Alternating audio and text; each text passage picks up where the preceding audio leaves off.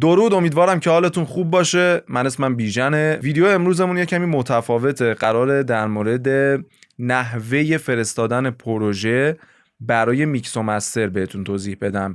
یعنی شما یک پروژه‌ای دارید که تنظیم شده، همه کاراش انجام شده، خواننده خونده و کلاً آماده شده، فقط مونده حرکت نهایی و کار نهایی که روی موزیک انجام میشه، یعنی میکس، و بعدش در نهایت مسترینگ. حالا شما پروژه رو دارید، خواننده هستید، تنظیم کننده هستید، یا اصلا شخصی هستید که پروژه رو در دسترس داره و میخواد برای میکس و مستر بفرسته برای میکس. اینکه چطوری از اون پروژه خروجی بگیرید، کجا بفرستید، چقدر زمان میبره، اینا همه رو تو این ویدیو کامل براتون توضیح میدم. ببینید، من چون نرم افزاری که باش کار میکنم FL Studio هستش، توی FL Studio میگم، ولی فرقی نمیکنه شما توی هر DAWی که هستید این کارهایی که الان بهتون میگم رو حتما اونجا انجام بدید. خیلی با هم فرقی نمیکنه. حالا محیطشون یکم متفاوته، ولی قطعا اگر با اون DAW کار میکنید دیگه این چیزای پایه‌ای رو بلدید خودتون. خب ببینید، در نهایت فایلی که شما برای من میفرستید باید یک همچین چیزی باشه، یک فایل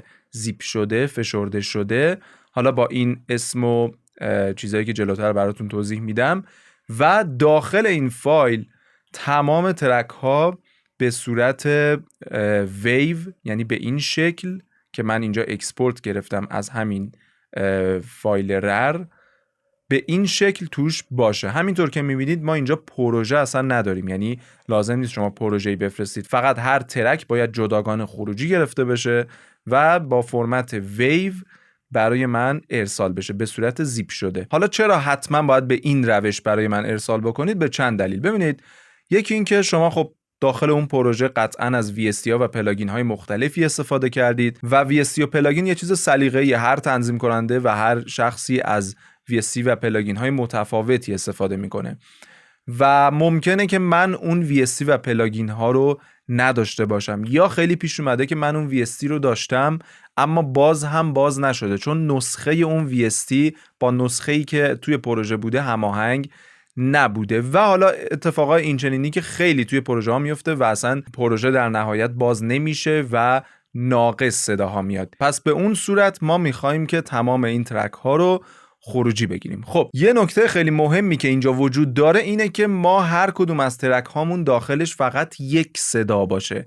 یعنی چی؟ یعنی یه دونه از ترک هایی که من خروجی گرفتم به این شکل نباشه. ببینید،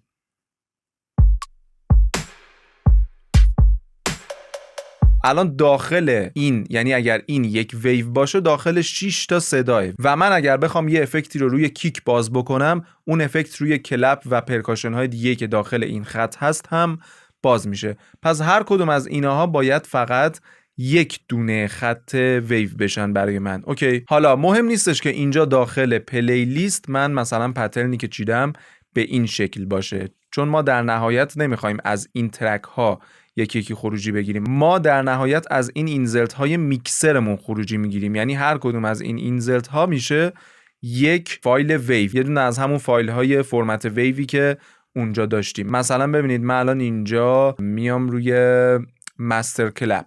اوکی، الان این اگر بیایم اینجا پیداش میکنیم، ببین اینه، این فقط کلپ های من داخلش. پس حالا که به این صورت هست، نکته‌ای که خیلی مهمه اینه که هیچ کدوم از این صداهایی که من داخل چنل رکم دارم نباید دوتا شماره شبیه به هم داشته باشن. یعنی مثلا این دوتا جفتشون 4 باشه، یا مثلا اینها جفتشون 4 باشه. اینطوری اگر باشه این حتما با این حتما جفتشون یه خروجی گرفته میشه. حالا این باز حالا نزدیک به همن، بازم خیلی مشکلی به وجود نمیاد، ولی هر کدوم از اینها باید یک شماره جداگانه داشته باشه. ممکنه بگید که خب این وکال ها اینجا همشون شماره 1، این استثناء. ببینید، ما وکالامون اینجا به صورت هر وکال یه خط ضبط شده، ولی همشون یکیه و همشون با هم باید میکس بشه. پس اینها همشون باید شماره 1 باشه. چرا؟ چون من در نهایت میخوام یک خط وکال داشته باشم، نه اینکه 4 تا خط وکال باشه و هر کدوم در نهایت بشه یک فایل ویو. اینطوری هم ظرفیت بیشتری میگیره، حجم زیاد میشه، و همین که توی میکس ما در نهایت میخوایم اینا همه رو با هم میکس بکنیم، چون تفاوتی با هم دیگه نمیکنن. چرا؟ یه وقت شما بک وکال دارید، اون باید یک شماره جداگانه باشه که بک وکال نسبت به وکال جداگانه ما میکسش میکنیم، با هم دیگه قاطی نشن. خیلی خوب، پس تمام اینها باید شماره هاشون با هم متفاوت باشه. بعد از این نکته دیگه که میمونه افکت هاییه که ما روی این اینزرت ها باز کردیم.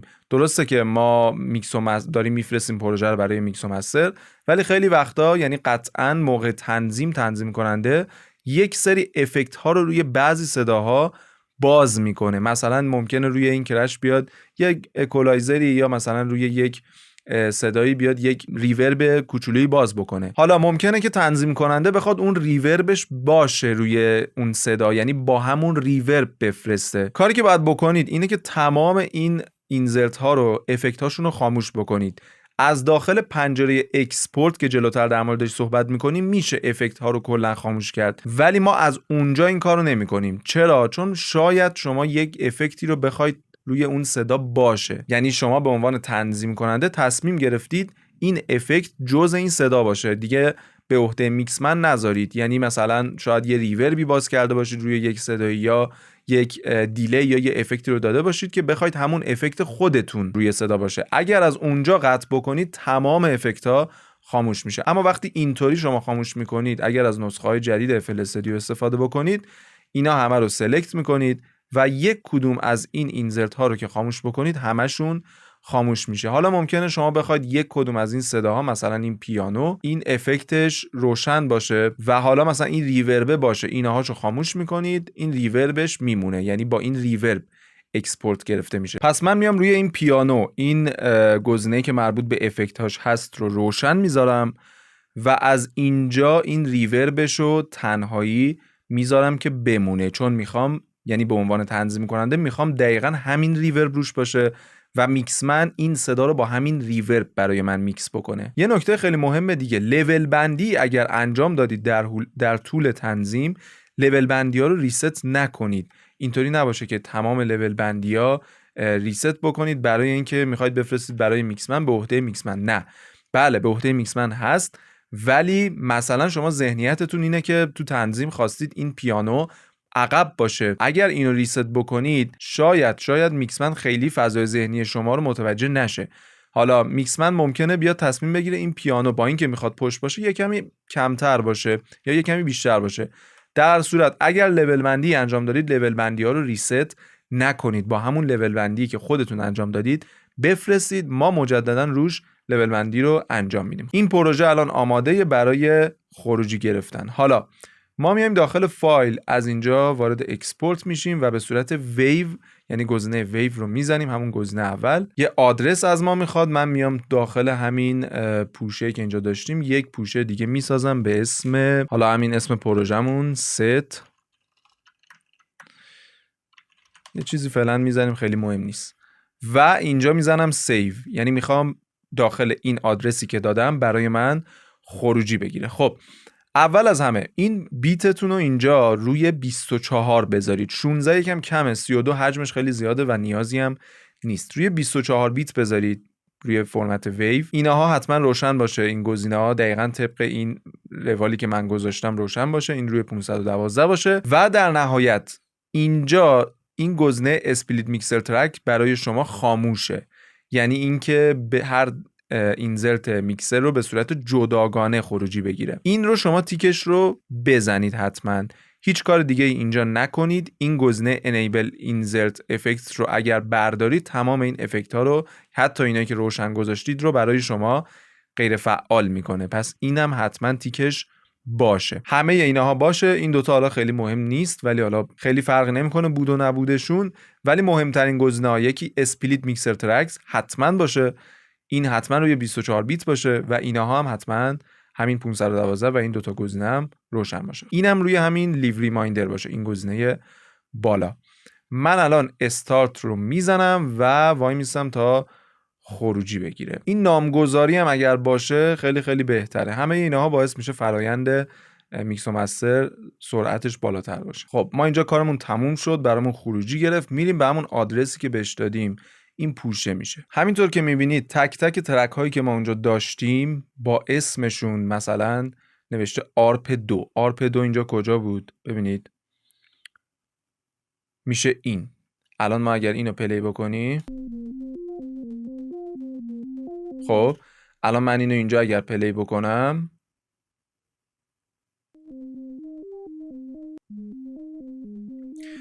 میبینید که آرپ 2 رو اومده جداگانه برای من خروجی گرفته. یکم ترک ها زیاد شده اینجا. چرا؟ ببینید ما اینجا مثلا یک باس چنل داشتیم از کلپ هامون. ببینید من اینجا 6 تا کلپ رو اومدم لیر کردم با هم، 6 تا بیشتر، 7 تا کلپ رو لیر کردم. اینو وقتی خروجی گرفته میشه هم این مستر کلپ رو به من میده، هم تک تکشون رو به من میده. شما هم همینطوری خروجی بگیرید اگر داشتید، یعنی اگر لیر کرده بودید همینو خروجی بگیرید. ما اگر ببینیم روی همین مستر کلپ میکس خوب در میاد رو همین میزنیم، اگر نه به صورت جداگانه هر کدوم رو سعی میکنم که میکسش رو جداگانه انجام بدم. ما اینها رو الان داریم ولی میخوایم زیپش بکنیم. برای زیپ کردن خیلی راحته. ما اینا همه رو سلکت میکنیم یا اینطوری یا یه کنترل A میزنیم سلکت میشن، روی یک کدوم کلیک راست میکنیم، میایم اینجا توی ویندوز 11 بعد اون گزینه رو بزنیم و میایم اینجا add to set rar، یعنی همه اینها رو همینجا برای ما زیپ میکنه. اینو که میزنیم شروع میکنه به فشرده سازی. خب الان که تموم شد اگر حجمش رو نگاه بکنین اینها همه حجمشون شده بود 1 گیگ و 700 مگابایت. اوکی، ولی الان اینجا که فشرده شده 223 مگابایت. پس یکی از دلایلی که خیلی مهمه شما زیپ بکنید همینه که وقتی داخل تلگرام میخواید برای من بفرستید به صورت کم حجم باشه. همین که یه دونه فایل باشه نمیشه شما 55 تا ترک رو به صورت جداگانه هی بفرستید. همین که یکی میشه و همین که حجمش خیلی خیلی کمتر میشه و بعد از این که من اینو اکسترکت بکنم دوباره حجمش میشه همون 1 گیگ و 700 مگابایت. کار آخری که باید بکنید نامگذاری این فایل زیپیه که اینجا دارید. اول از همه اسم خودتون رو میزنید، حالا اسم کسی که داره برای من میفرسته، یعنی کسی که من پروژه رو ازش گرفتم، یعنی شمایی که برای من فرستادید اسم خودتون رو بزنید. مثلا آرمان مهرجویی. مورد بعدی اسم اون ترک رو بنویسید. مثلا اسم ترک هست ست اینجا. مورد بعدی تمپو پروژه. مثلا تمپو چند بود اینجا؟ ما اگر نگاه کنیم 125 BPM یا اصلا 125 خالی دیگه. اوکی. در نهایت هم گام اون موزیک رو اگر دارید حتما بنویسید که اینجا گام ما اگر اشتباه نکنم C دیز مینور بود. همین به این شکل شما نامگذاری میکنید و داخل تلگرام برای من میفرستید. این از این دیگه آماده برای میکس و مسترینگ. من آیدی تلگرامی که فایلو اونجا باید بفرستید و اینجا میذارم. به اون آیدی این فایل زیپ رو ارسال میکنید. اگر سوال دیگه ای داشتید همونجا میتونید بپرسید. این از این، یعنی تا اینجا شما پروژه رو خروجی گرفتید، به طور کاملا صحیح برای من فرستادید که میکس و مسترش انجام بشه. در مورد زمانش که چقدر طول میکشه هر پروژه، 2 هفته هر پروژه حد اکثر طول میکشه. وقتی میگم حد اکثر یعنی معمولا زیر 1 هفته، حالا شاید مثلا خیلی وقتا بشه 1 هفته یا مثلا 1 هفته و 1-2 روز یا خیلی وقتا 3-4 روزه حتی آماده بشه، ولی حد اکثر 2 هفته در حال حاضر زمان میبره هر ترک. حالا در مورد زمان من شما لحظه‌ای که میخواید پروژه رو بفرستید بهتون میگم اگر بیشتر طول بکشه، چون بستگی داره. بعضی وقتا تعداد پروژه‌ای که برای میکس داریم کمتره زودتر آماده میشه، بعضی وقتا تعدادشون بیشتر دیرتر آماده میشه دیگه. این زمانشو اگر بیشتر باشه خودم بهتون همونجا میگم. سوال دیگه ای اگر داشتید داخل همون آیدی تلگرامی که گذاشتم میتونید بپرسید، اونجا پاسخگو هستیم. همین.